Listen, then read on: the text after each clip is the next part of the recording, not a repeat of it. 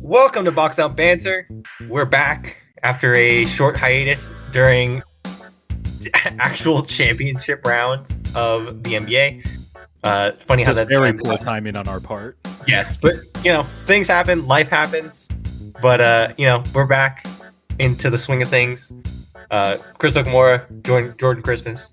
How's it going, Jordan? How you been for the last 3 weeks of doing some down?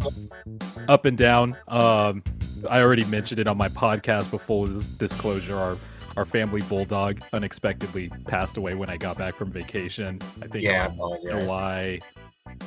It was July 11th.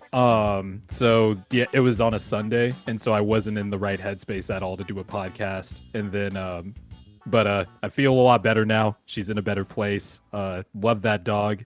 It, once you get a pet and all that stuff, obviously it becomes a member of the family.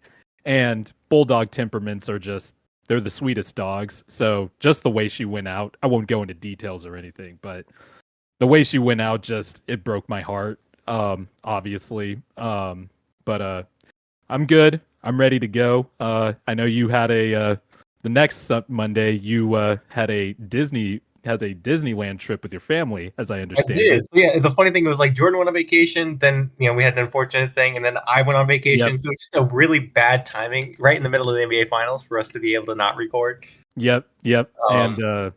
But we're back now, and I went to Seattle. I went to Seattle for 5 days on July 1st, and that we didn't do it that Monday. And then unfortunately, and what happened the next week. And then you were enjoying what the Lakers did, which was win their Mickey Mouse ring. No. But we're back now, and we have a new NBA champion. We do, and we were completely wrong. Yeah, completely. Well, I want to know because I'm a Christmas. At what point did I switch? Well, no, I was gonna say we're gonna find out because I'm a Christmas, and if there's one thing Christmases like to do is they like to argue, and even when they agree on stuff, they like to argue about who was more wrong. So I want to find out as we talk about this, how wrong we were, but I do actually want to start off with that. So at what point did you feel...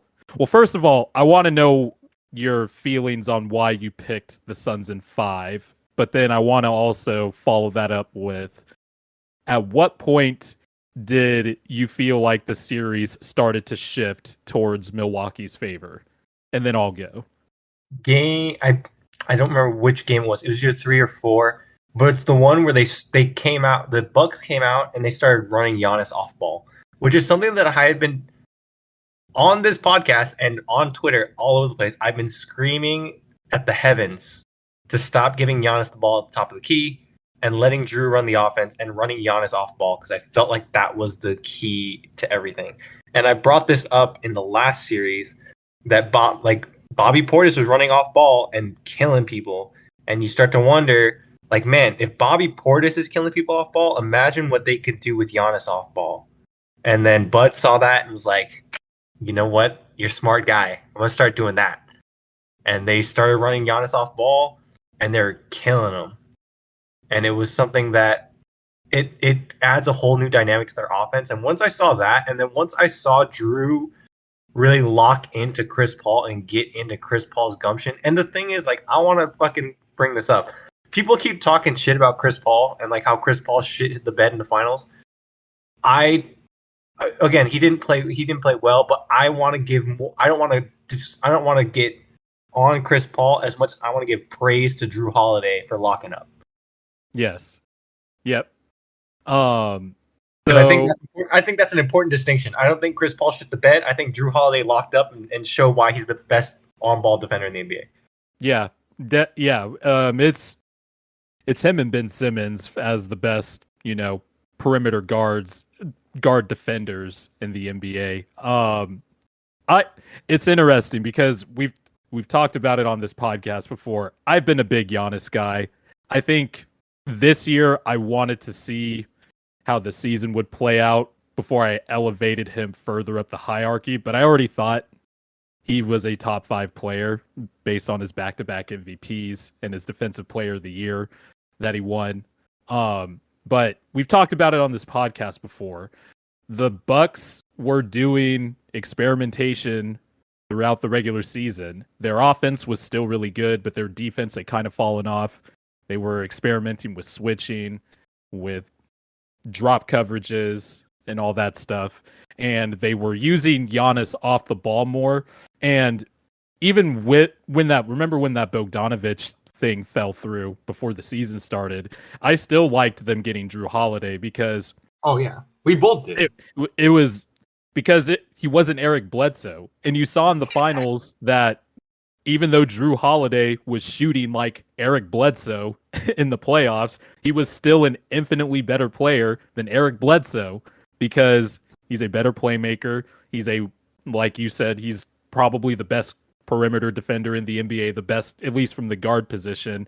And you're right. I'm not putting this series on Chris Paul. I know he had some uncharacteristic turnovers and stuff like that, but I think after game 2, when Bud made the switch and put Drew Holiday on Chris Paul and started picking him up full court every game after that, I just think the 36-year-old point guard just wore down. And it became apparent that Drew having Chris Paul turn his shoulder every time, bringing the ball up the court, getting the Suns late into their sets and the shot clock and stuff. Drew was just instrumental in that series, but the Bucks' experimentation paid off in the sense that Giannis kind of transformed his game a little bit. You still see him ISO at the top of the key from time to time, and I think if you look at synergy numbers, his isolation numbers were actually average still, but it was a good mix. It was off ball, it was screening, it was rolling to the basket, it was bringing the ball. It's not the stagnant offense that they were doing before, where it's give Giannis the top of the key or post him up, like just let him cook.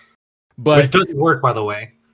I picked the Suns in 6, but I knew full well that I thought either team was going to win this series in 6. I didn't think the Suns would win in 7 or anything like that because game 7s are just a toss-up and anything could happen. And I also just wasn't going to do the, chalk like Suns in 7 or whatever. But yeah, the series started changing for me right around game 3. Well, probably second half of game 2, because it was the same thoughts I had before the series started. The Bucks had the best player very clearly heading into the series. And if you have that as your trump card, that kind of gives you a variability to win a series that the other team doesn't necessarily have. And by the end of it, man, like, I thought the Bucks defense was fantastic. I looked at the final stats from cleaning the glass, and if you look at the Suns' corner threes that they got from in the first 2 games, they got 22 corner 3 attempts. The rest of the series, game 3, 4, 5, 6, they had 9 total attempts. I think the Bucks did a good job of getting into Chris Paul's grill with Drew Holiday, and having the Suns get into their sets slower. They basically choked off the other role players. They were fine with letting Devin Booker get all the mid-rangers they want. And the Suns do make a lot of mid-range shots. They have 2 of the best mid-range artists in the game.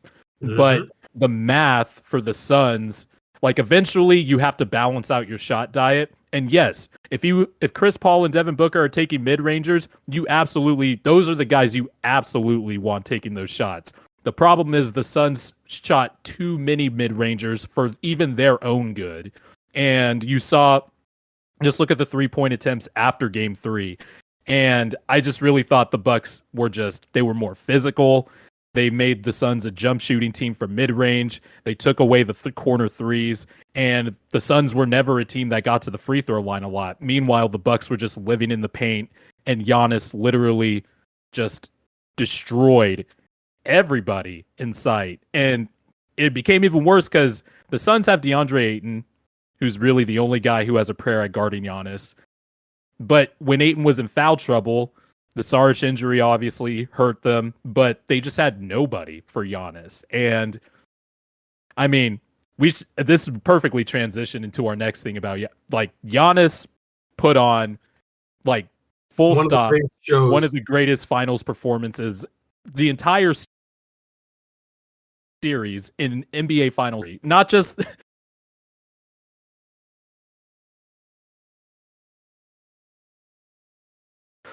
the game 6 where he dropped his averages were 35.2 points per game, 13. Honestly, with the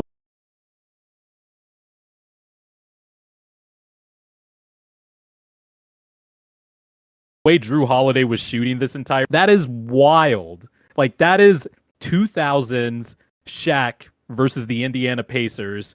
And by the way, Giannis led both teams, players from both teams in fourth quarter scoring and net rating. Like I don't know what else to say about Giannis. He is already, to me, conservatively, he's a top 40 player ever with the resume he has put together before age 26. And I think he's the best player in the world. And you can throw Kevin Durant and LeBron. I mean, it's not like I'm going to push back at those arguments, but if you're talking about tiers and how I made the grandfather tier for LeBron, KD, and Steph, Giannis kicked the door open.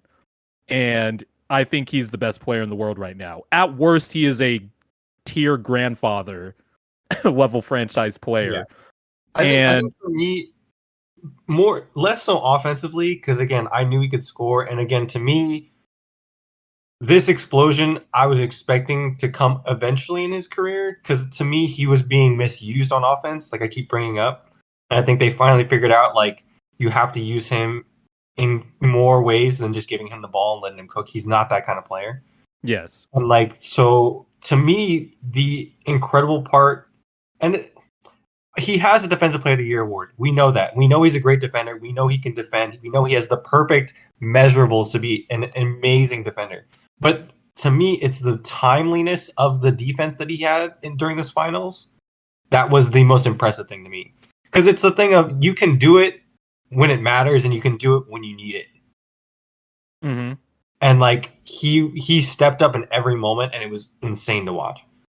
That block he had in game 4, the blocked lob, like that is some of the most instinctual, special defensive instincts, the defensive plays I have ever seen. It's not LeBron's block, especially given the situation.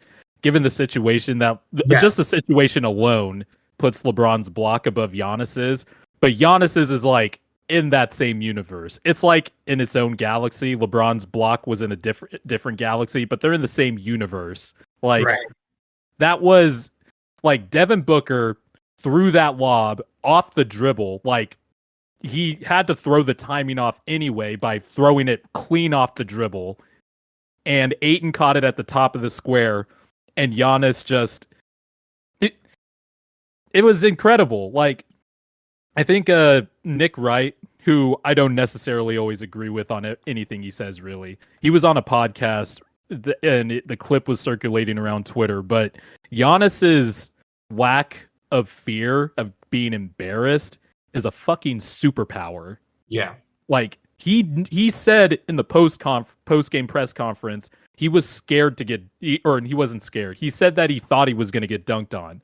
And that's just a fearlessness Giannis has had the minute he was drafted.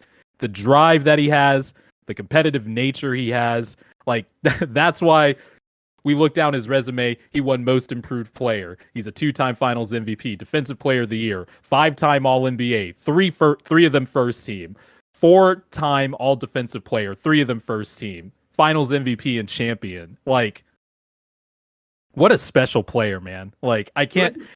You're getting into something that I also wanted to talk about. I want to shout out Chris Middleton too, by the way, because he turned into Michael fucking Jordan in crunch time in these playoffs. Yes. So he would miss like 20 shots in a row, but man, when it was money time, he was Chris Money. That's what Bucks fans call him. He's Cash Money. Yeah. So this is something that I wanted to bring up the other day this is something I want to bring up when you were talking about it, is like, to me, Giannis, especially if you watch that post game press conference that he did, it was one of the best post game press conferences I've ever seen from a player. And it's a thing of Giannis has entered this era, and he was in there before, but I think more people are seeing it now. He is just unhateable. I love Giannis. I love Giannis. As a human being, he is like, how could you hate Giannis? Like, he is just unhateable as a human being. You hear him talk, you see what he's about, and you just love him. Everyone loves him. NBA players apparently. I don't know. Well, you've been to Disneyland, so I'm not sure if you saw the madness that was descending on basketball Twitter, but there was this whole conversation about basketball players versus hoopers. Oh, that made my brain melt. And also, there's this conspiracy on Buck's Twitter, and not verifiably so, but there are some nuggets to make their theories valid, I guess. But NBA players don't tweet out in awe about Giannis as they might for other players. Although by Game 6, everybody was like, "All right, shit." Like even LeBron was like, "Damn, Giannis is hooping." But I don't know how anybody could hate this guy. Like, yeah. You remember a few years ago when he jumped over Tim Hardaway Jr. for that alley-oop dunk against the Knicks? Like, even after that game, he was like, "I'm on to the next play because I can't live in the past. We just got to get better." Like, and the thing is, like, athletes will say that, but it's one thing to like actually say it and then follow through on it. Like, that's part of who you are, and it's not fake with him. Like, there's just this charisma and unflappable nature about Giannis that just makes him really easy to root for, especially when you know where he comes from. Right. And I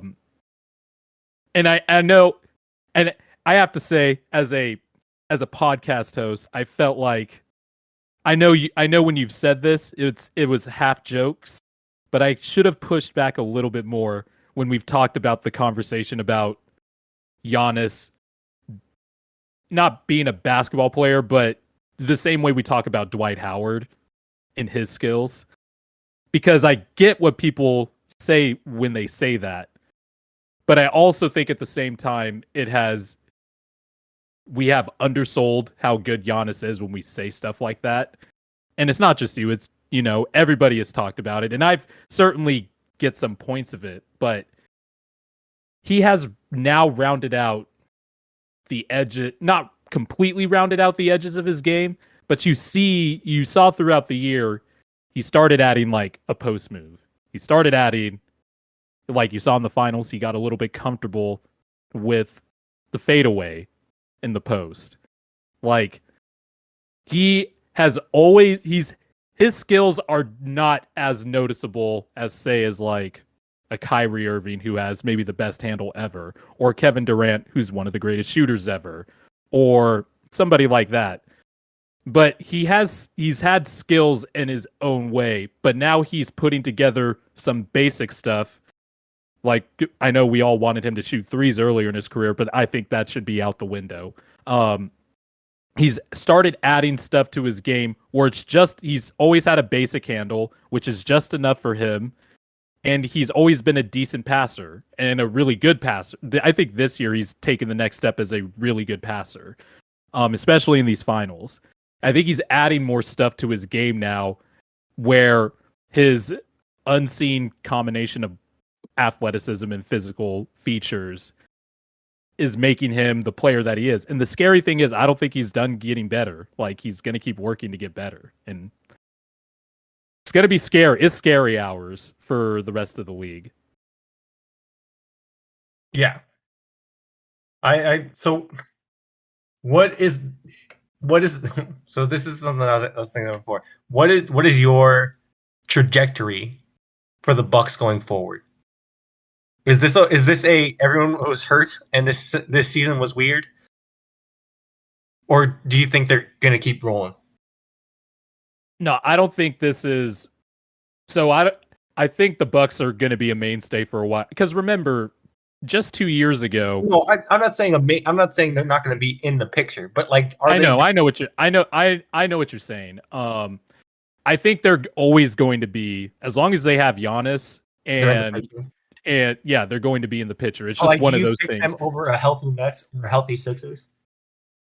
Healthy Sixers, absolutely. Healthy Nets, that will be okay. So if a healthy Nets, I would probably have them as the favorite, but we have to think about the healthy part with the Nets because James Harden will be 32, Kevin Durant will be 34, and I know we just saw Kevin Durant go on an absolute heater in the playoffs and tried to carry the Nets team. And if he was wearing a size 15 shoe instead of a 17, the Nets might have been in the Eastern Conference Finals and not the Bucks.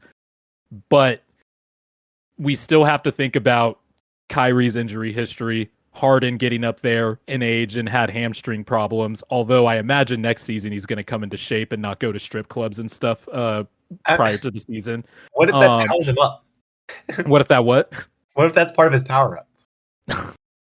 Well, then, hey, man, you got to do what you got to do, but you can't show up into camp 300 pounds, and looking like you just, went to Golden Corral before training camp. Kevin Durant, too, as much as the Nets were cautious with him this year, he still played 35 games? We have to think about that with the Nets a little bit. But healthy Nets, no, I probably wouldn't take the Bucks over the Nets. But I think as long as the Bucks have Giannis, Chris, and Drew, plus I do think the championship bump is real. Once you've been through, think about the road the Bucks had to go through to get to the finals. That was a resilient team. That's probably the one word I would use to describe them in these playoffs was resilient. And so with all those battle scars and now winning the championship, they now have the prerequisite experience, and I totally believe in the championship bump. It's part of the reason why the Warriors went on that crazy 73-9 run, because they knew how to play championship basketball. You just know what to expect, right? What's up? I said you just know what to expect. Exactly. You know what to do, and there's going to be new teams in the mix, but the Sixers, I mean, they'll have a great regular season, and then Ben Simmons will pass a dunk on noted shot blocker Trae Young. But the Sixers are TBD, but I think the Bucks are right there. As long as they keep building around Giannis and Chris and Drew, I think the Bucks are going to be in the mix for a long time. Okay, fair. Well, what about you? I don't know. I think I'm in agreement with you. I think I'm a little lower on them. I don't know. Again, it depends on. I think they unlocked Giannis here, and that. I'm gonna keep going back to that. Of they figured out how to use him on offense. They figured out how to make him the epitome of his offensive tool set. But they diversified his portfolio. They really did, and again, I like Giannis, and this discussion has to stop. Of is Giannis skilled or not? And it's the thing of it depends on what it's the same argument of is Luka athletic? Yes, he's athletic, but in a different way than what we consider traditionally as athletic. It's not just about speed and how high you can jump. The explosion, the strength, that's all athleticism. The stop and start, all that stuff is all athleticism. And so Giannis is skilled in his own way. He's not going to pull you off the dribble and shoot in your face. That's not his style of game. But he's still a skilled player. Now, is he as skilled as other players? No. He's not, but he is skilled in his own way, and he just has to have a different approach to the way he plays his game. He can't play like Harden can, right? Mm-hmm. And so, to me, it's a thing of, I think it unlocks him, and I think as he continues to develop his game and become more skilled. I think again, is he as skilled as he's going to be? No, he still has a lot to learn, and there's still a lot more that you can do with him as he continues to grow. I don't think that we're seeing anywhere close to what his prime is or what his ceiling is, which is terrifying to think about. Right. But I think people are too stuck in this mentality of this is what Giannis is, and he can't adjust or adapt. And even if he doesn't adjust or adapt, he's still, like you said, one of the greatest players ever, and put on one of the greatest shows that we've ever seen. So, all right. So when you've said on this podcast before that you're not sure. And I know half of it was joking, but there's a kernel of truth in jokes. But when you have said that Giannis doesn't know how to play basketball, what did you mean by that exactly? He doesn't know how to get around people. like he is still learning the intricacies of floor spacing and like kind of where he needs to be, and there's a lot of times on offense where he looks lost. I think again a lot of that is on how the Bucks were structuring their offense and how they were kind of maneuvering and using him. They weren't using him in his prime in like how you should be using Giannis, or how I think you should be using Giannis. I think having him play off ball and having him play off of other. I don't think him as a primary creator, I think, is a misuse of his talents and his abilities. I think he is probably the strongest off-ball weapon that you can use in the NBA right now. Yeah. But when you put him on ball, you negate a lot of what he does best. And so, especially in the half court. Yeah, especially in the half court. And so, to me, when I say that he doesn't know how to play basketball yet, it's a thing of, where do you fit in an offense and where do you make the most of your abilities? And like, dude, when you post him up, he was having trouble posting up, like, guys that I can't think of names, but like there's guys that he's posting up that he should have no chance in guarding him, that he can't get around because he doesn't have post move yet. He doesn't know how to use his skill set in that way yet, and he's still learning basketball in that same way. You know what I'm saying? Yeah, I halfway see what you're saying, but I also don't, because while him being a primary initiator in the half court was a misuse of his skills, and I've certainly been a vocal critic of Bud, who improved as the Eastern Conference. Do you still like Bud as a coach? Do you still want Bud? No, I don't. But I mean, Bucks fans will give him a lifetime contract right now, so I mean, fair. But he's still, at the end of the day, he's still averaged like 29 and 28, still doing the half court initiating stuff. Again, I'm not disagreeing of his greatness. My thing is he could be more. Yes. Okay. He can be more. He can do so much more. And because I was under the impression that you fell under the is Giannis a hooper or a a basketball player. I view him in the same way that I view Dwight Howard, of like, you are this physical, incredible athlete that I just need to see you develop a little more. Like, I don't want to use the word skill, but I need to see you develop a little more basketball. Some pet moves. Yeah, some, like, just Dwight. Could you imagine Dwight with one move? Just Dwight with a reliable hook. Yeah, right. Like, you know what I'm saying? Like, and I don't think Giannis has that yet, where he's still, a lot of what Giannis does still is reliant on his athleticism and his supreme physical tools and his gifts and his although in these playoffs, like, the dribble step and spin into the finger roll that he did, that was going around Twitter.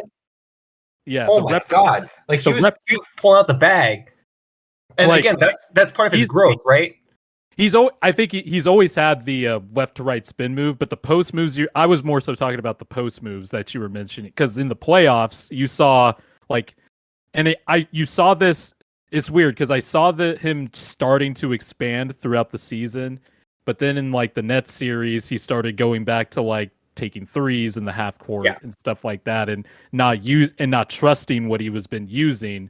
But then in the Eastern Conference Finals, before his knee fucking bent back. That's the crazy thing about this. His knee was bent backwards like 3 weeks ago. We weren't sure if he was going to play.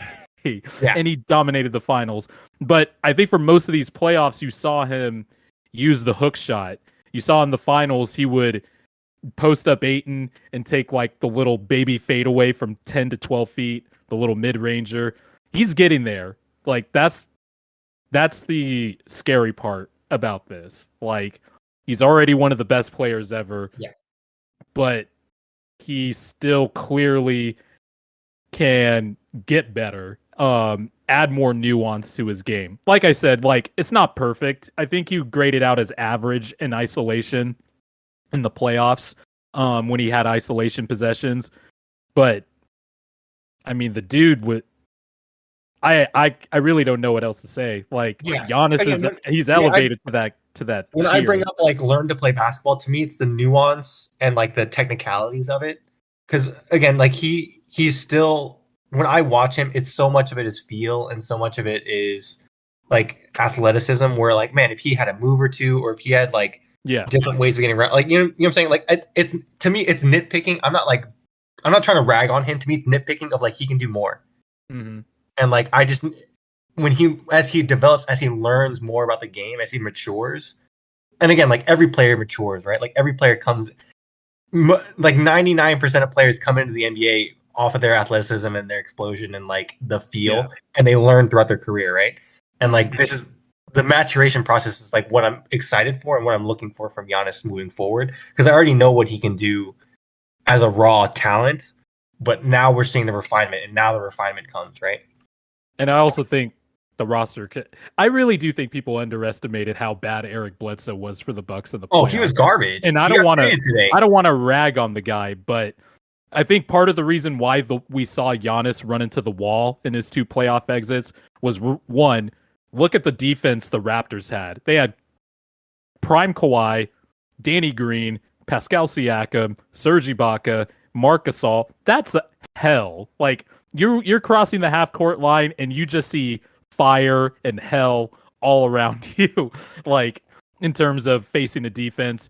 And then the Heat last year, they had Jimmy Butler, Jay Crowder, Andre Iguodala, Bam Adebayo. Like you have to, one, for the wall to work, because people were saying like, why don't the Suns have a wall to defend Giannis? And it's like, well, you need to have the personnel to do that. You need to have wings in plethoras. You have to have, I don't even know if plethoras is a plural word, but I'm going to use it anyway. You have to have really good defensive bigs, and you have to have good discipline in your scheme.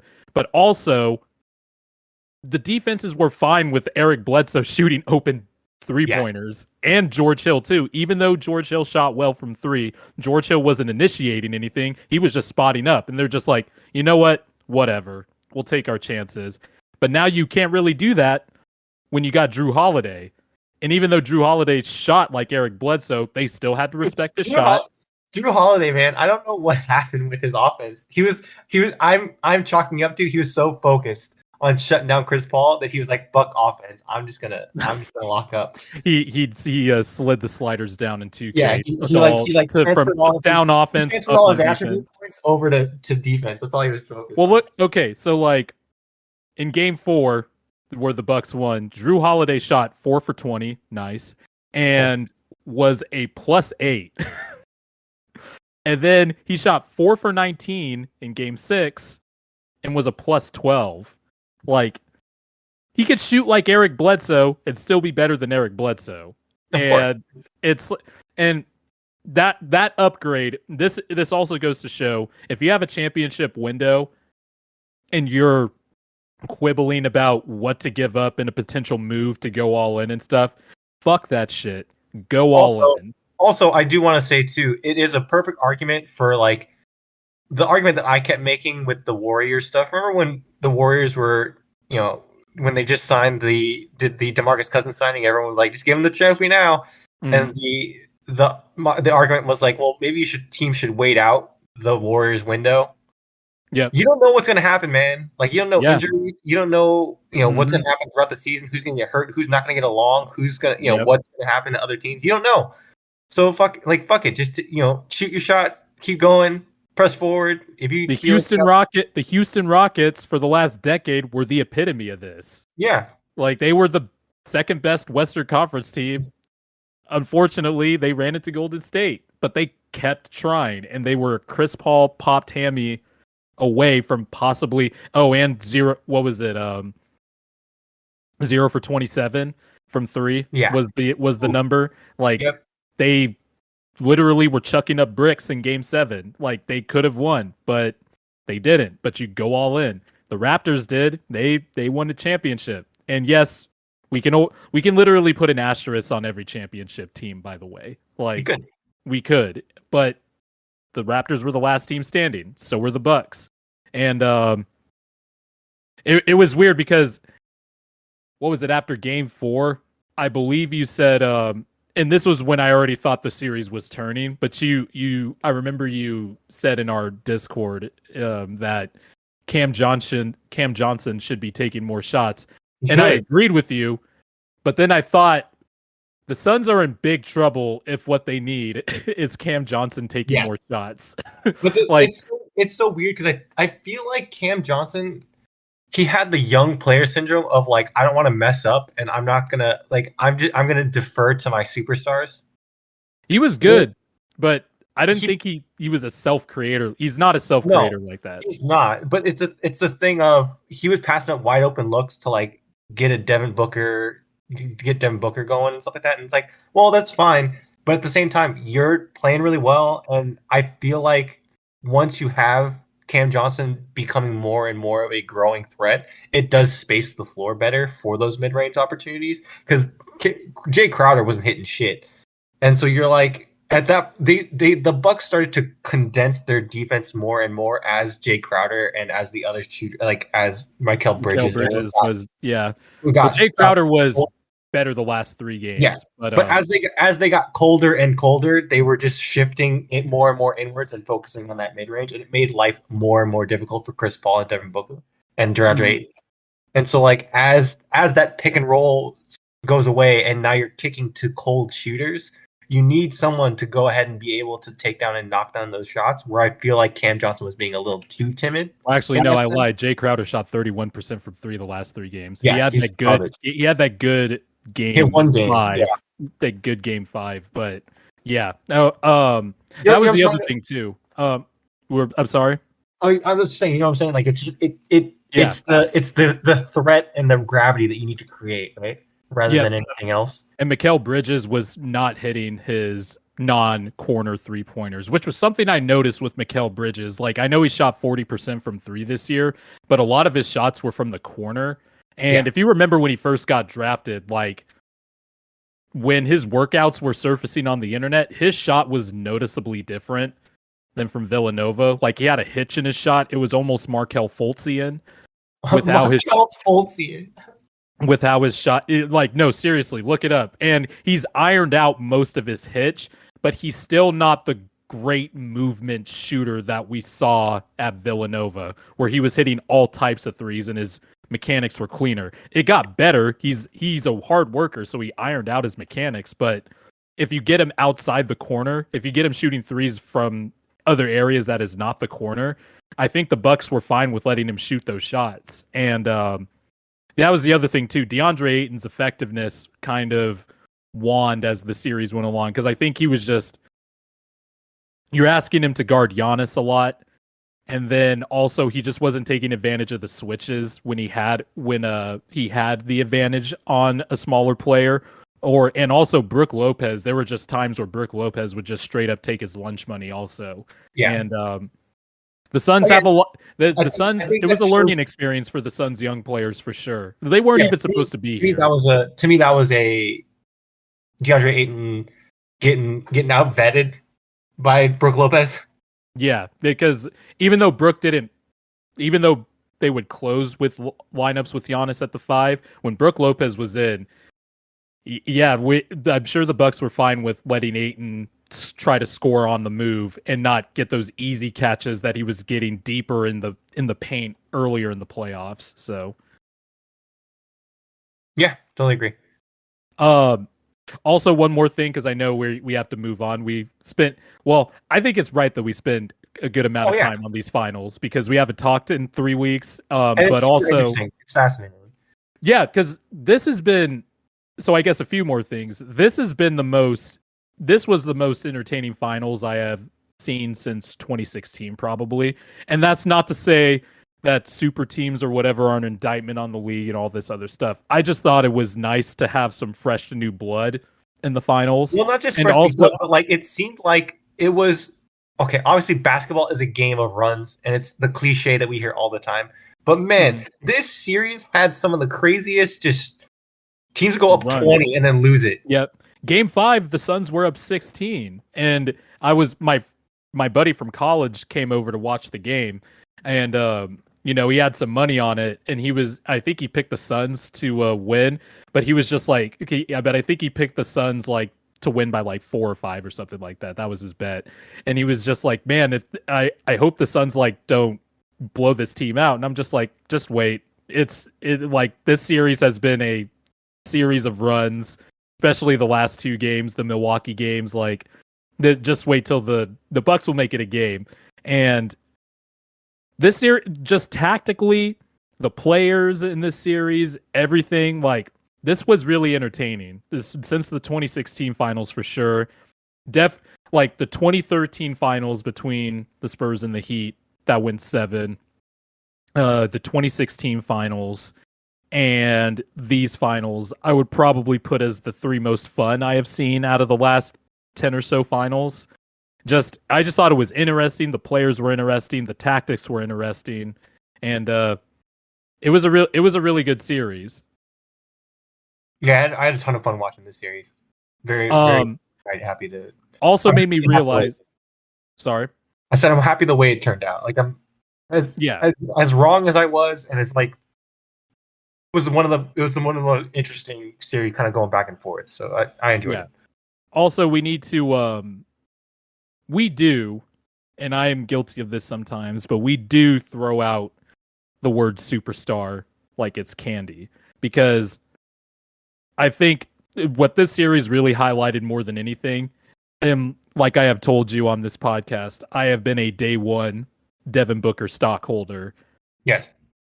I have been on the island with me and my homie George when everybody, Ben Golliver, all these guys, casted off Booker as a good stats, bad team guy, which I still don't quite understand the terms of that when you break it down in my head. But Booker is not quite there yet as a superstar. He has to impact the game in other ways. You saw a little bit in the Bucks defense too. They were fine with letting Booker try to make plays, and Booker can make plays, but can he make those plays consistently? I think in game 3, to me it's less consistently. It's can you make plays when they matter?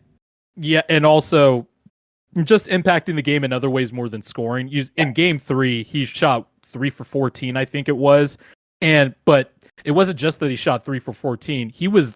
I didn't notice him in the game. Like, he was non-existent. But then Giannis will have a subpar game where it's like, I think game 4 was quote unquote his subpar game when he dropped 26, 14 and 8 assists, but also had 2 steals and 3 blocks. Like, there are levels to this. And I think the last bit to be a superstar is you have your bad games still have to be better than like 90% of the league. Yeah.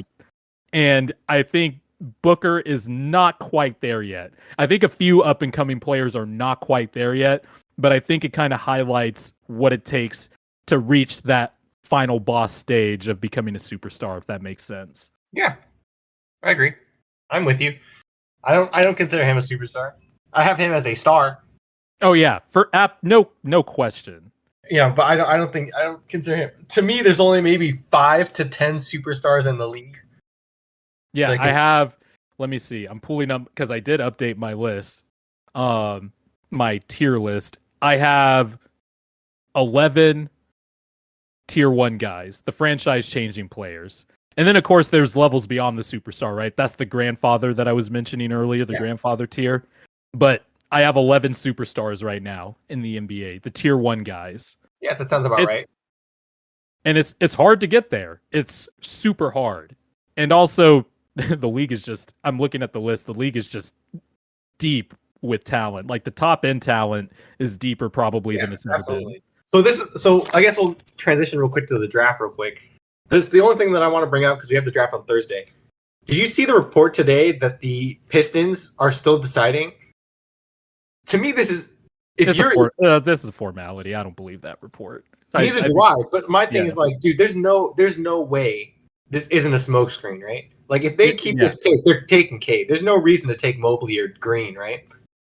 Yeah, no, they're taking Cade. Although I will say, I think Mobley absolutely has. I think if Cade's odds of becoming the best player in this draft are like 50%, I think Evan Mobley is a 40 or a 45. So here's my concern is we just had Bagley and then we had Wiseman, who I called what Bagley should have been. or who we thought Bagley was supposed to be was Wiseman, and then now we have this third guy that's coming in with similar skill sets. It's the long, athletic, big. I don't know if they're the same player. No, I don't know if those guys are the same player. You understand like the optic archetype, right? Like you understand like where I'm coming from, right? Of like, is this another one where we're gonna get super excited and go? I think Mobley's the best of the bunch, but to me, it's just a thing of like, man, it's like remember when the Detroit Pistons kept taking wide receivers in the top 3. You're talking about the Lions? Yeah, the Lions. When they kept taking wide receivers, and you're just like, fuck, another one? Jesus, how many do you need? And you're like, which one's going to pop? And then eventually they get Calvin Johnson. You're like, all right, I guess one of them worked out. It's like, what? At what point, like, which one's gonna pop? And all things point to Mobley, but it's just a concern of like, man, this has been a string of like bigs going in the top 2. This is why I don't see. This is why I don't think about. I guess I don't think about drafting players that way anymore because, like, I think every player is its own entity. Like, with Mobley, I've never seen a center move like that since Joel Embiid and Anthony Davis in college. Like, I think the foot speed he has, and keep in mind, I still haven't watched enough of Mobley to feel comfortable making any declarations or anything like that. But I'm just looking at this guy who has the foot speed to stay on the perimeter, but also can play the drop coverage while also having the physical tools to recover or contest. And I look at his skill set on the other end. He might not be a good 3-point shooter yet, but he was, a 75% foul shooter. And if you just get him... It also, some of it will definitely depend on which team he's drafted by. But with Bagley, like, I think Bagley was mostly athleticism, like, and people thought he could play the 5, but there was really no evidence that he could play the 5 at Duke, especially because he was with Wendell Carter Jr. I also and who was the other guy we mentioned? Wiseman. I think Wiseman is just too raw. Like, we really don't know what Wiseman is. Like, people say he has a mid-range jumper. He has a nice-looking jump shot. It takes a little bit to load, but he hasn't really shown, like, he has the talent for sure, but there is, like, not a discernible skill he has on the offensive end. I think Mobley's skills right away, he could be a really impactful defender right away. And I think the shot is really good. I think he's a good free throw shooter too. And I know he shot 30% from 3, but that projects well, especially if has that kind of touch shooting the ball. And also he's a decent passer. So I think he already has a base, a foundation that puts him a cut above the other people. And when you look at the special bigs that are in the league now, is the return of the big man pretty much. Like, that would be enticing to me. Although I totally get the Cade arguments. If Cade's floor is Chris Middleton, well, shit, that was the second best player on a championship team. you know, like, you take that. The Pistons should absolutely take Cade Cunningham. But if I'm the Rockets, I don't understand the Jalen Green love. Jalen Green is obviously in this tier in terms of like the tiers that have separated from the rest of the draft class, but I think he's clearly a cut below Mobley and Cade, just at least from what I've watched. And if I'm the Rockets, like, it doesn't matter if he could fit with Christian Wood or not. You could trade Christian Wood, like, take Evan Mobley. Like, even then, I think Mobley's athletic enough and like versatile enough where you can play them both. Oh yeah, for sure. It would be a really skinny front court though. Yeah. It would be they would be allowing some points. They would get bullied, especially Mobley early on in his career. Dude, could you imagine them going against like Steven Adams, just getting pushed against like across the court? Oh, and on the box out. Yeah. Speaking of Steven Adams, did you see the trade? Did you see the trade today? I did. So interesting enough, I know we've been shitting on Griff for what seems like months now. He does move on when he makes mistakes. Yeah, I will give him a ton of credit that like at least you understand your mistakes and you said fuck it, like trade them all. Yeah, get rid of Eric Bledsoe, get rid of Steven Adams, fire Stan Van Gundy, like commit to. I do think Valanciunas is an upgrade. I feel like that's similar issues to what you have with next to. I think the difference. I think the difference is at least Valanciunas is one more willing to shoot, and also there's some more self creation from that position because Steven Adams could really only get his points in the dunker spot. Either rolling to the rim or getting his points in the dunker spot. At least with Valanciunas, he can post up, he can shoot a little bit, he can stretch out to three, although I'm sure defenses will give him that.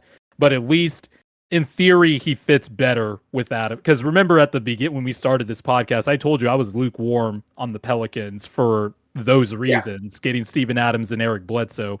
So, I think I don't know what to think of this trade exactly. I know we're supposed to have hot take reactions right off. Yeah, it's a weird trade. Again, I think it's a marginal trade. It's a marginal upgrade. I think you benefit more just getting rid of Eric Bledsoe more so than anything else.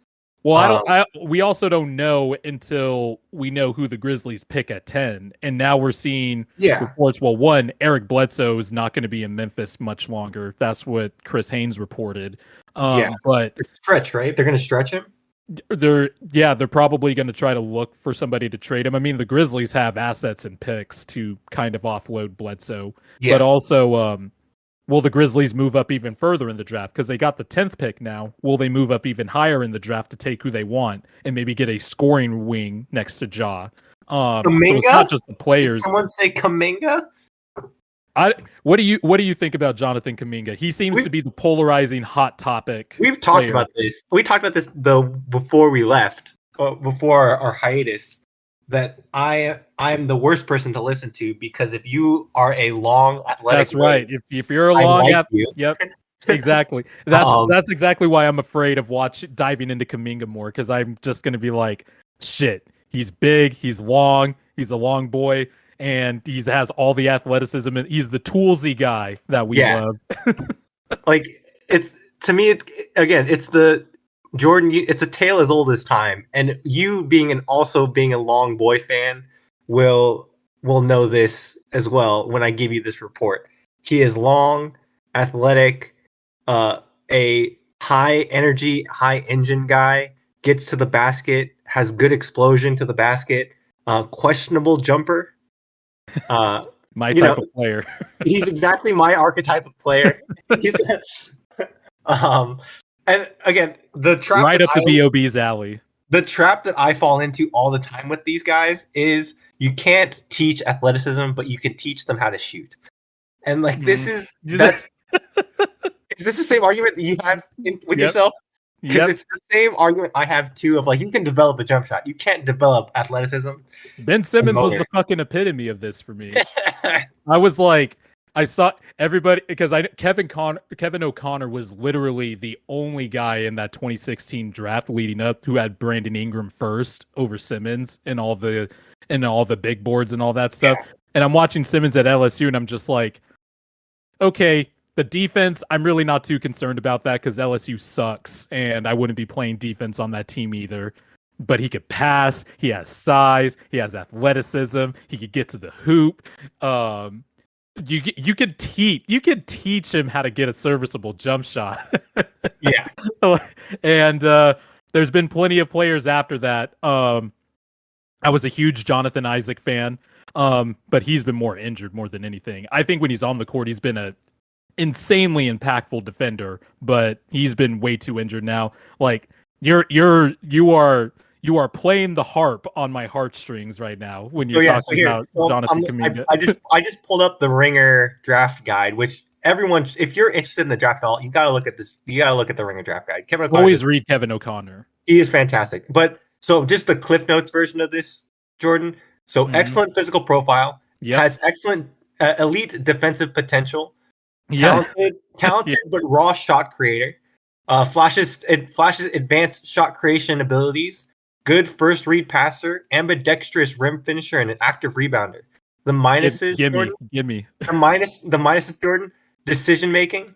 He's tends to be a ball stopper, inconsistent shooter, and an aloof defender that also will bite on pump fakes. Give me. This is my guy. Send him over to the Sixers. We'll take him. If he's too raw and drops, we'll take him. This is my guy because remember, I was a Michael Kidd-Gilchrist guy. Yep. I was a big Andrew Wiggins guy. I am on my if I had my old Twitter account and not my current one, you would definitely see some Michael Kidd-Gilchrist takes that I had. Like I loved MKG. I loved him, man. He was really good. Me and you come from the same camp of like we just like these kind of guys. Especially because with the way the league is going, it's why I to this day I will defend Robert Covington. Also, especially because I saw him, be a D League player, develop on a 10-win team, and then become a 3-and-D guy. Like, trust me, you are singing my swan song right now. Yeah, so I'm a terrible person to ask. It's why also I like Isaac Okoro last year. Yep. The same reason why. Patrick Williams. Yeah, same thing. And by the way, we did not like the Patrick Williams. Like I think we did not like where the Bulls picked Patrick Williams, but goddamn, we might be wrong because Patrick Williams has flashed some offensive stuff. No, but to me, I would have taken Isaac Okoro over Patrick Williams, but that's me. Yeah. But I get it. No, I get I'm just merely bringing up the archetype of players that we yes that we all love. Like even Keita Bates Diop, I was just like. Yeah. So when you say getting the Grizzlies a scoring wing, Kuminga. Man, the Grizzlies are about to be like 29th in 3-point shooting. Let me tell you. They're about to come into the next season being like 25th in offensive rating. The rim has to get a restraining order for the amount of beating it's going to get on. You're gonna have to go double rims, like at the park. Oh no! The dreaded double rims. Those things suck to play on. By the way, yeah. I mean, I'm sure I'm not breaking any news here since this is a basketball podcast, and people who listen have definitely played on double rims before, but that shit sucks. It's the worst. But I really think the Rockets should take Evan Mobley. By the way, like yes. I don't think full in it. Like if you're in the lottery, forget fit, take the best player. Like there's only few cases where you draft in the lottery for fit. That's if the player's talented and it happens to coincide with your fit. But the Rockets are just Play-Doh right now, and they have Kevin Porter Jr., who's talented. I actually think if Evan Mobley went to the Rockets, playing with somebody like John Wall, if he is committed to playing with Houston, would actually help out Evan Mobley a lot, playing with the pass first point guard. But I like some of the Rockets' young players. I like Jason Tate. Kevin Porter Jr. is a dynamite scorer. I mean, he dropped 53 against the defending champs in the regular season. In the Christian Wood Mobley fit, that might be something offensively. Defensively, they're going to get beat up on. The Rockets are still going to be fucking terrible, but I think Mobley has some players around him that could help him in his development. But if he goes to the Cavs, I actually think that's actually going to be interesting too, because you could play Mobley and Allen together. It'll depend on.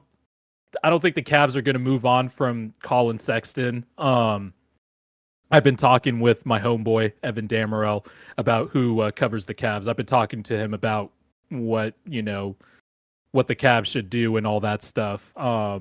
And it doesn't seem like Colin Sexton's going to be shipped out anytime soon. I don't know if you can get buyers for the price they're asking. Yeah, exactly. But also, if the Cavs mandate next year is to make the play-in at least and win more, then trading Colin Sexton would actually hurt the Cavs more, because then at that point you'd be trading Colin Sexton. Like you said, the value around the league and all that stuff, they don't value him as highly. So if they traded Colin Sexton, it'd be for a worse player and a lot of picks. Like that doesn't necessarily help the Cavs mandate. But I think Mobley going to the Cavs, him and Darius Garland would be a great point guard center combo to move forward on in the future.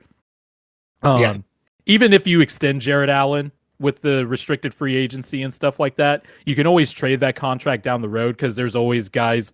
Jared Allen is somebody that anybody in the league could use. I think he's a really good player. But even if you find the Allen Mobley fit down the road untenable, you can always trade Allen.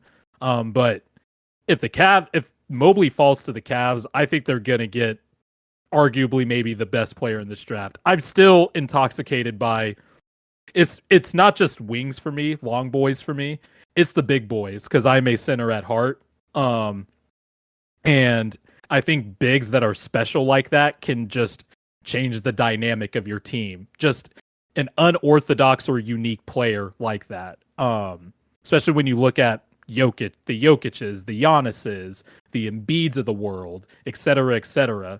You can win with game-changing bigs like that. And if the Cavs get Mobley because the Rockets are just like, nope, we want an all-scoring backcourt with Jalen Green and Kevin Porter, the Cavs would be lucky.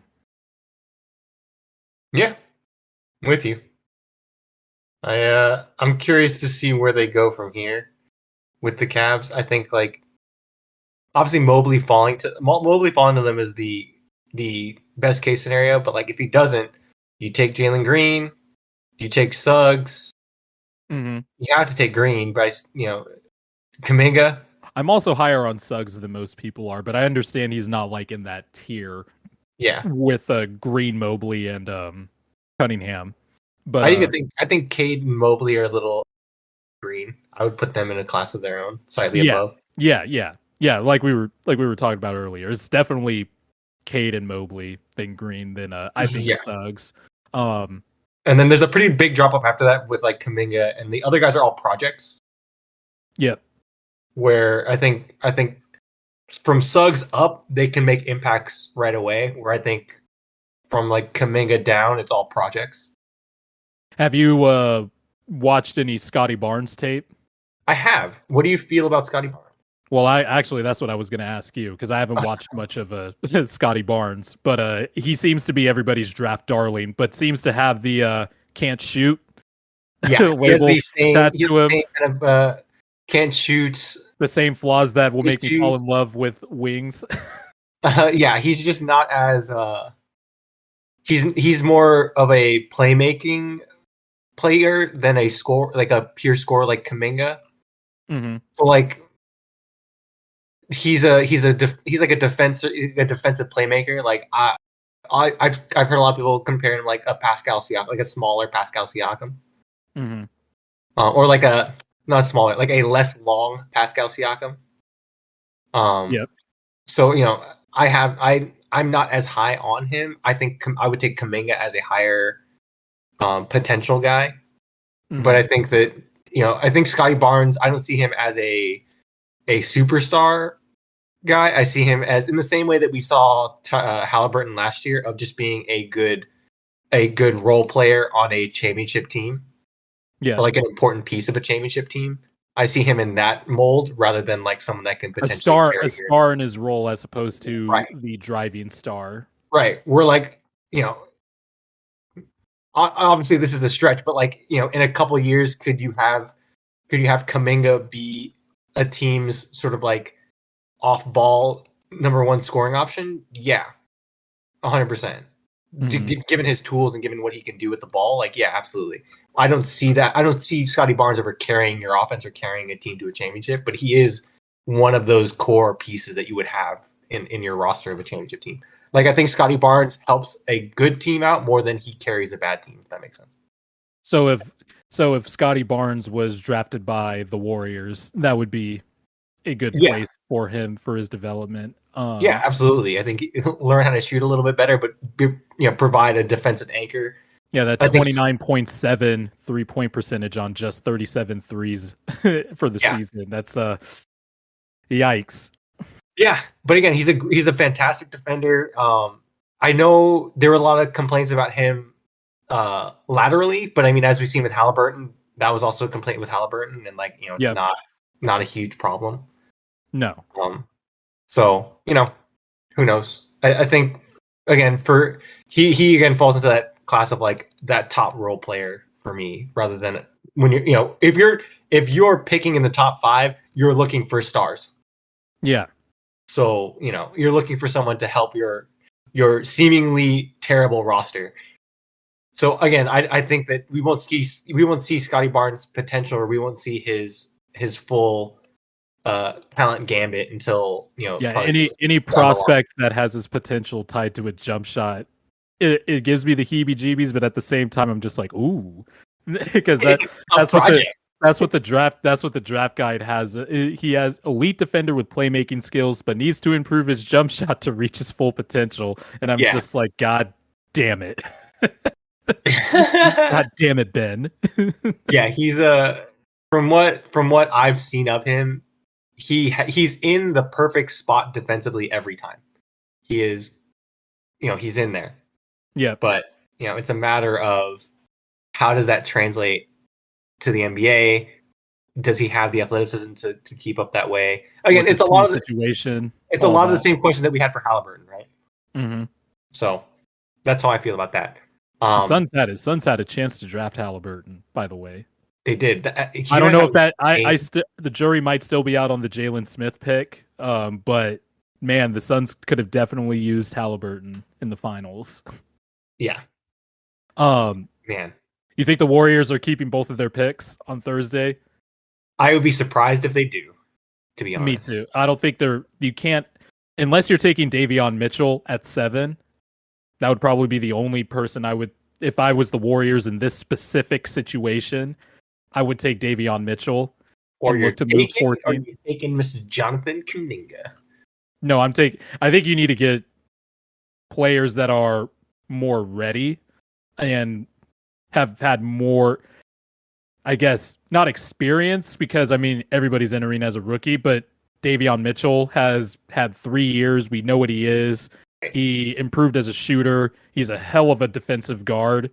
And I think that would be the perfect fit to plug in right away. Kuminga would probably take a bit to move along. And I just don't think, especially what we saw with Wiseman before he went out for the season with his knee injury, rookie minutes on teams with established star players, that's hard to come by. And Kuminga would definitely need those minutes to develop. Whereas Mitchell, you could see him carve out minutes with the role that he has and the skill set that he would have and the skill set he has now. Right. I think it all depends on the Bradley Beal situation, which I think, we could also talk about that for a little bit. The Bradley Beal in general that are looking out elsewhere. Yeah. But the two at the top of the order, the pecking order, is Beal and Lillard. But we might be here for the first time, it seems like, because from everything I've read, and if you're not following Fred Katz or reading his stuff on The Athletic, he's the Wizards beat writer. He has a good ear on the stuff. Shams Charania. Beal has been, and it's no bullshit, it's kind of like Giannis. He talks the talk and walks it too. Beal has been really steadfast over the years on staying in Washington and building a winner in Washington and wanting to win in Washington. He wants, to have the record books. He wants to be the guy to lead Washington to a sustainable winning situation. But now we're hearing for the first time, it feels like ever, that Beal is seriously mulling over his future. The Wizards have a new head coach. Jake Fisher of Bleacher Report reported over the weekend that Beal is mulling over his future. He could decide before draft night, so this podcast could be old. But the teams that are involved, one of them is the Warriors. And if Beal becomes available, I think the Sixers better. The Warriors have the most desirable trade package if they trade it. Yeah, so that's what I was going to say. The Sixers and the Warriors are probably the favorites out of all the teams that I've read. It's Miami, Boston, Hawks, which is kind of a dark horse, actually, and then the Sixers and Warriors. And I think the Warriors package of Wiseman, Wiggins, 7 and 14, I think it's not an appealing offer, but it's one of those where that's probably going to be the Warriors' best offer. And if the Wizards don't like it, they can be like, all right, go out and find a better one and come back to us. And the Wizards would have to come back and take that offer if Beal does request out. Yeah. I think the Warriors have a better chance at this than a lot of people realize, based on all the reporting and stuff that I've read. I'm of the belief that if any players available, the Warriors have first dibs. Yeah, you're if they probably want it, they yeah. can. So this is something I wanted to bring up when we were talking about the draft stuff, and I was thinking about it. If the Warriors do keep the pick, is there a more perfect fit for them than Wagner? Oh, Mo's younger brother, Franz Wagner. Yeah. I mean, again, it would depend on if Steve Kerr actually likes his rookies, but you know, it seems like, impactful, versatile defender, wing, can shoot. Didn't really see him play that much either. So I'm maybe out of my depth when I speak in depth about the type of player he could be but the Warriors do need guards and wings to fit around Steph and Clay, especially because Clay is coming back from an Achilles and an ACL, so you're not going to have him be the defender, the number one. Just like a quick thing about Franz, he's a great 3-point shooter, great catch and shoot guy. So he incredibly intelligent player, makes the right play, great basketball IQ. He's a decision maker, so he doesn't really have he makes quick decisions and goes for it. He doesn't have the indecisiveness that you see from a lot of young guys. Solid defender, smart defender. He's just a smart player overall. So he's smart defender, smart on offense. The only thing he's lacking is like one-on-one creation, which you're not really looking for if you're playing for the Warriors. You're not looking for a guy that's going to create for himself. So again, when you have so when you have a guy that's like a smart glue 3-point 3-and-D wing, to me that's the perfect fit for what you're looking for as the Warriors. And again, he's not your 3-year starter like you're talking about with Davion Mitchell, but he is a sophomore, so he's a little older than some of the other guys, and he played and at Michigan he played deep into the tournament every year. And he was a starter the entire time. So you're looking for a guy that he fits what they're looking for, and I think he fits what you would need for him, right? And again, he's not a fantastic athlete, but again, that's not what you're looking for, right? Yeah, he has the skill set that definitely fits in the Warriors system. I mean, he could shoot, he could play make a little bit. Yeah. So I mean, if you grab a guy like him at 7 or 10, if he's still available, like that's to me a fantastic fit for what you want to do if you're the Warriors. Yep. And then you can, like, even if you wanted to take a chance on Kuminga early and then grab Franz late, if they keep those 2 picks, I think that fits perfectly with what you're doing and can help catapult you into the future, as well as keeping some fuel in the tank for now. Yeah. But again, it just depends on what they want to do, right? I think it's probably more valuable to them to trade these picks. Like, I would be very surprised if they don't. But like, there are options here in the draft that can help them in the long term. Yeah.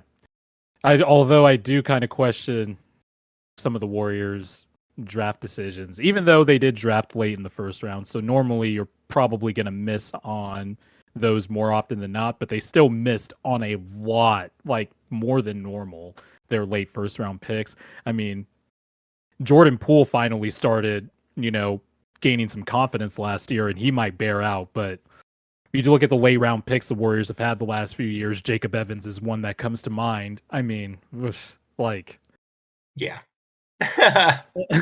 Yeah. But if the Warriors end up getting Beal, that would be incredible for them. That would be an incredible get for the Warriors. It would take some of the scoring load off of Steph and Clay. I think Bradley Beal is really, really, really, really good. I think in the right situation, he could be bordering on a tier 1.5 or to a tier 1 type of player. That's just the type of player I think he has the talent to be. People kind of forgotten because 2 out of the last 4 years, he's missed the playoffs, and the other 2 years, his team was the 8th seed and got bounced. He's kind of had to do everything for that team, and remember earlier in his career when the Wizards were on the rise and there was actually players around Bradley Beal that made sense, like John Wall, for example. They built around that backcourt. We've seen Beal in a winning situation. And as the years have gone on, the players have started leaving. Marcin Gortat leaves. Hasn't been in the league since. Markieff Morris leaves. John Wall gets shipped out. Like slowly, the talent. I was a big Martin Gortat fan. What's up? I was a big Martin Gortat guy. Yeah, he was a crucial center for the Wizards. Like he was like really good pick and roll partner. I thought he was super underrated when he was backing up Dwight. Yeah, like I thought he was. I was like, dude, he's the best backup center in the league by far. Yeah, yep. He should start. You could play them both, Twin Towers. And when they did it a couple times, you're like, man, this is actually working pretty well. That was back when the league wasn't 3-point centric. Right. Like, yeah, in today's NBA, you'd get run off. You couldn't do that now. But back then, like it worked and it was really effective. And you're like, man. But then, the Wizards got him, and that was a solid starter for a long time. I mean, Otto Porter was he wasn't always great at times, but he was at least somebody who could space the floor, would make quicker decisions with the ball because, what are you going to, you have to decide quickly what you want to do with the ball because you're not going to get it that often when you play with Beal and Wall. Yeah. But is it me or did it feel like the Wizards were like, all right, they like hit the reset button and then we're like, never mind, and then hit stop on the reset halfway through?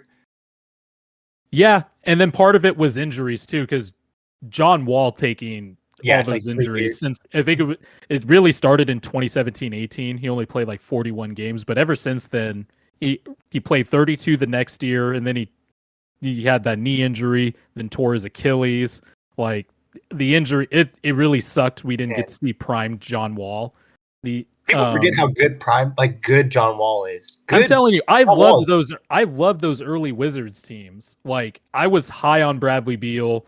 Like I was like, this guy is an off-ball menace, but you could see like some dribble creation that he has and stuff like that. And they took that one Boston team, the Isaiah Thomas-led Celtics team, to 7 games. They were a game away from the conference finals. I thought the Wizards were right there, but then injuries started. Bradley Beal and John Wall had maybe not a little tiff with each other that they ironed out. Like, yeah, sometimes in the NBA that happens. But I think the last 4 years have kind of obscured how good Bradley Beal is. Like I've heard well-established media members, be like, is Bradley Beal a good stats, bad team guy? Like, I'm sorry, good stats, bad teams guys don't put up 30 points per game on really good efficiency on bad teams and be second in scoring back to back. Like, clearly, if you get him in the right situation. The selling point for good stats, bad team guys is the efficiency. Are they taking a lot of shots? Is that why they're scoring so much? To me, that's the indication of good stats, bad team. Yep. That's why I always disagreed with the Booker thing, because if you looked at Booker's true shooting percentage, it was right around league average or above league average in all the years he was in Phoenix, and he was playing with some dog shit on those teams, like Josh Jackson. Sound familiar? Which, by the way, I was high on Josh Jackson. Sorry, it's those athletic wings. They get me. Dragon Bender, killing in the G League. Marquise Chris. Like, I can go on and on with the players Booker has played with, and he was somehow in a league average score or volume score, but with league average efficiency on bad teams. And I feel the same way about Bradley Beal. If you get him on the Sixers with Joel Embiid, that would be absolutely disgusting. And with the Warriors, it would be absolutely disgusting. If the Heat somehow got him, that would be disgusting. But I don't know if it's a bit at this point, but the Heat are very reluctant to include Tyler Hero in any trade talks. I really do think it's a bit at this point with the Tyler Hero stuff. But Bradley Beal is just an amazing player. And I think he could be in the tier of the guards of like a Lillard or something like that if he was in the right situation. That's all. Yeah, totally with you. I I agree almost entirely. So Oh, you had some Team USA takes too. I do. I want to, before we leave, because we're wrapping up. We're wrapping up here. I do want to talk about Team USA here. So full context, I didn't watch the USA France game. That's fine. I've watched enough for the both of us. No one needs to subject themselves to what has I did see the last few possessions. But I do want to. So obviously, it's very clear that there's a lack of size with Team USA, and a lack of playmaking and continuity. Yeah, playmaking and continuity.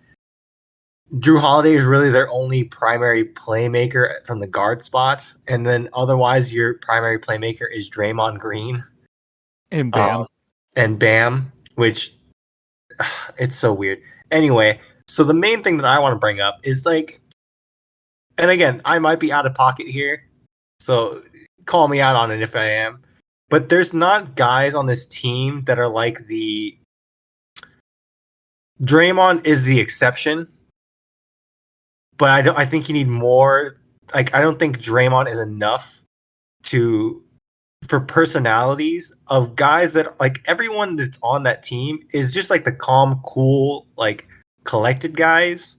There's no guy that's like the fire where you're like you can see the fight in them. It's just the calm, cool assassin guys, and it's like Durant is that way, just temperament wise. Booker is that way. Tatum, like all of your big star guys that you're expecting to lead this team aren't the types of leaders that we've traditionally seen from Team USA that have like been successful in teams. Mm. And I don't know if that's affecting them, but they do look extremely lethargic, and if they come out in these games like they don't care. And I don't know if that's a reason why. I halfway agree with the temperament stuff because they do have a lot of cool customers, I guess. You know what I mean? Like, I don't mean as a dig, but like it's just a thing of like there's a type of fiery personality that you're looking for when you're looking for like a guy to lead these superstars. Yeah, well, I also think there's not role definition on this team is the main thing, especially when I've watched, because I have watched some of the exhibition matches. They're just like Damian Lillard. He's a good playmaker, right? But that's not like his primary skill. And I think you could say that for a lot of these guards. Like they can play make if they're asked to, but their main role is to create offense and attract the defense to themselves and then make the play as opposed to being pass first. But everybody on that team, their role is to be the guy. And there's not enough like setup guys, like you mentioned. Draymond and Bam are really the only guy, and Drew Holiday. But even with Drew Holiday, he's still not the traditional point guard in a sense. Like he's probably we don't have a table setter. Is the point? Yeah, the table setter, like a Chris Paul or LeBron when he decides to just be a table setter, or Trae Young, or Trae Young would have been nice on this team. And also size, like Miles Turner would be perfect for international play. Like a rim protector who can shoot threes and pick and pop. Like, I don't know why he didn't get a call, or why Trae Young didn't get a call. Like, it's like, that's why they had to bring JaVale McGee. Well, yeah, like, to me, when they had to make replacements, to me, LaMelo would have been the perfect person to bring. LaMelo, that's another one I saw mentioned a lot. LaMelo Ball would be really good for this team. Like, this is someone that's just going to push the tempo and set the table. And man, they could have did so much with LaMelo. Also, like, I love Coach Pop.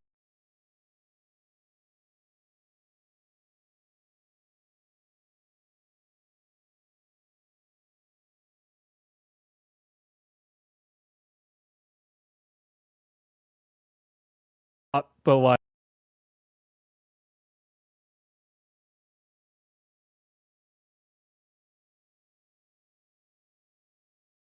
like he has seen these players play better when they're representing their country. Of course. And plus, like, it's not like Evan Fournier is playing like to his maximum potential in the NBA because he's playing within his system and within his role. Like now he's being relied on as the primary scorer. And again, these are professional basketball players. They can play. Yeah. When given more opportunity to play. That is true. Yeah. Like that's what I'm so like the rest of the world is catch the I could see where you're coming from on that. It didn't come off like that to me personally. Well, but it came off to me as like oh damn, really? Is water wet too? You know what I'm saying? Like, come on, man. Okay, when you put it like that, I do see what you're saying. Because at the end of the day, like Evan Fournier is probably the best offensive creator on France, and that's the role he's asked to play. And he's asked to play a different role in Boston. He was asked to be that kind of guy in Orlando, and it didn't really work out, but it's the NBA. It's different. But when you're on an international team, you've been playing with these guys for a long time. And so you kind of know the nuances and stuff like that of your own teammates. And I don't think Team USA has that, nor can they afford to not have the big guns like Steph, LeBron. And look, they dropped out. They made their own decision. But gone are the days where USA can trot out its B+ team or its B team or a team that's not properly constructed together and think they can walk to the gold. Like that, those days are gone. I'm genuinely hoping that they get waxed in this next game and they're out of the tournament. Have an 04 bronze medal type of thing. I'm hoping that they just get waxed and get whatever. Because to me, it's just embarrassing and it's got to. I hope it's the wake up call that we got in 04, and then we came out with the Redeem Team, and the Redeem Team was by far. I know the Dream Team's better. I still take the Dream Team in a basketball game, but I had more fun. I've never had more fun watching a team than that Redeem Team. That Redeem Team was fun. I fucking stayed up late into the morning to watch those games. Because that incredible.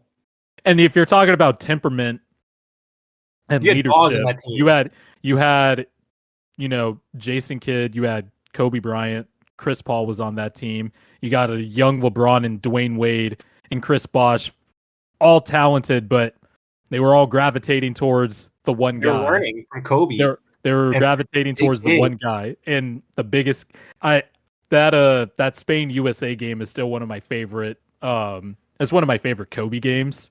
Oh, dude, he came out and put the team on his back. He said, "Fuck this, we're not losing." When it was getting tight, and the palms got sweaty a little bit, they went and called. You got all these stars on the team of LeBron, D Wade, Chris Paul, Darren Williams was in there for a little bit. Dwight Howard was there. Really, their only big guy. They went to the Mamba. They went to get Kobe the ball and get out of the way. Yep. And it was and he had one of the coldest post shot celebrations after an and one when he hit that three over. I'm trying to remember who his name was. I forgot the Spain defender's name, but and Kobe hit the three over them, got the foul, and just and he put the finger to his lips and just shh. Yeah, it's so good. Oh my god. It was the coldest shit I've ever seen. And I was rooting for them too. It was getting tight. Spain was getting offensive rebounds. I was like, shit, the size is taking over. And Kobe just put the team on his back. And a team full of all these stars followed one dude with that type of mentality. But see, that's the kind of thing where we don't have that. Maybe now. That's the Laker Kobe fan in you talking about the temperament. Maybe that's it also goes to the thing of in 2012, Kobe was the guy in 08 because that was his MVP. I think it wasn't his MVP year, but that was after the 81 point game. Yeah, that was good. That was prime Kobe. Mm-hmm. And so everyone looked at Kobe, but then 2012 was LeBron coming off the Heat championship, and that was the big three, and everyone was looking at LeBron. On that team too. Yeah, and so that was then they follow LeBron's. To me, the Team USA always takes on the personality of its best player. Mm-hmm. And so KD, and again, it's not a dig on KD. KD has a personality of nonchalant, very casual, very cool, calm. He's a quiet competitor, not right. Yeah, and I don't know if that works with that's the personality that this team has taken on. And the talent level has gotten so high in international basketball that you can't really come out flat like that and like not perform. And like that's the personality they have with this team, and it's concerning. I honestly I wouldn't be surprised if they get waxed. If they bow out early, but I also think they're at the same time. I just think if they just get a couple games together, they'll be. I wouldn't say they'll be fine. They're not going to play. They're not going to keep playing this janky. Is what I'll say. I don't think they're going to keep playing this janky. I mean, if you look at it, they scored what, like 76 points yesterday, or 72, or something like that. Drew Holiday was the leading scorer. I'm sorry, who? Drew Holiday. Yeah, Drew. Yeah, I don't think that's gonna happen too often. I also think they need to get used to. They're still trying to acclimate to how physical international play is, and goddamn, I wish the NBA will just adapt some of these damn FIBA rules already. FIBA refs need to ref the NBA because it's so satisfying to see Dame and like some of the other guys run into another guy and look up at the ref for a call, and they're just like, no. Luka did the same shit yesterday. He tried to do like the pump fake defender jumps, and he jumped 3 feet to the left to try to get the foul, and the ref just didn't call anything. Just look, there's going to be generations younger than us. They enjoy the scoring and all that stuff, and I'm not going to sit here and say that like I'm an old school guy who likes the way the 90s and the 80s were played like it's football. I think the early 2000s and mid 2000s, kind of into the late 2000s, was, I wouldn't say the best combination of how offense was officiated, but like the jumping 3 feet in any direction into a defender after a pump fake, or the Trae Young grifting. And look, I'm a fan that has Joel Embiid on the team. He does grift to some fouls. I do think some of that needs to be legislated out. And also, the way the game is called on the defensive end, like with the minimal contact fouls, I think that shit needs to stop too. Because there were, like, you'll see in international games, a guy will try to drive by a defender, but the defender will actually be allowed to slide his feet. And if he beats the ball handler to the spot, and the ball handler runs into the defender, guess what? A foul's not called. Just stuff like that. I'm not talking about going back to the 90s or whatever, but the way fouls are called now is kind of, I do agree, it's gotten a little bit overboard. Like, when KD started doing the swing through and Phil Jackson was calling that move bullshit, I thought it was actually creative and novel. I thought the way Harden was drawing fouls, even though people hate it, I thought there was a genius to it, because Harden would actually do the swing through where he's driving through the basket and gets his arms tangled up in a defender's arm. I mean, like, it's disgusting, but it's like in a good way. It's disgusting. The Trae Young like stop and stick out his ass on a trailing defender and stuff like that, like, or the pump fake jump into the side of the defender and then release the shot. Like, I think it's that type of shit that needs to stop. I mean, well, the NBA said that they're going to go and readjust. I know, yeah. We'll see how it turns out. I have faith that they'll correct it, but seeing international basketball being called this way has been such a breath of fresh air, and makes me very sad of what we have in the current NBA. So, yeah. But I think we've covered a lot today. Yeah, we did. An hour and a half. Hell yeah. Been a while. Feels good though. Get back into the swing. Feels good to be back. And the thing is, like, it's a 12-month sport. So there's always going to be stuff to talk about, but you know, you're not missing out. We're still coming back. We're doing more. Yeah, we're still coming back.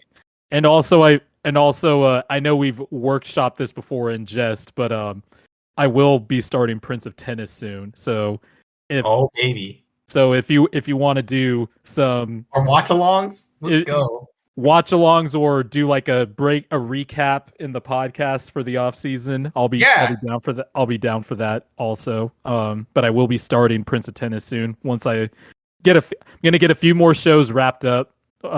Still need to Hell yeah. Still need to finish The Wire.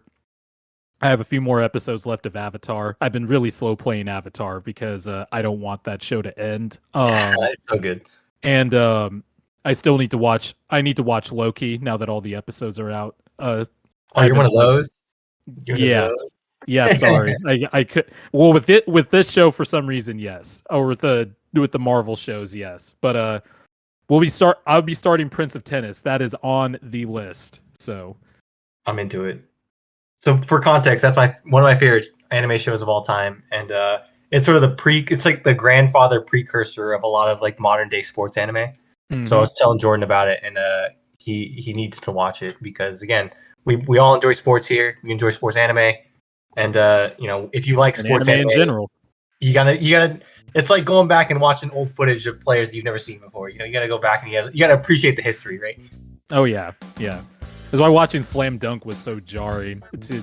It brought flashbacks of when I was a kid watching Toonami and stuff like that. When Toonami would always have their anime blocks for like 3 hours. Just the drawing, the shading, and all that. The actual art style, as opposed to like modern anime now, where it's more sleeker or better animation and stuff. Well, it's funny because Prince of Tennis ran so long that you could see the shift in like mid-show. Like seasons will pop up and you're like, oh, this looks newer. Yeah. I do love going back and watching old shows, so should be fun. Yeah. All right. Well, we'll leave you guys with that and something to look forward to. And thanks guys for listening. We'll see you guys next time. The B.O.B.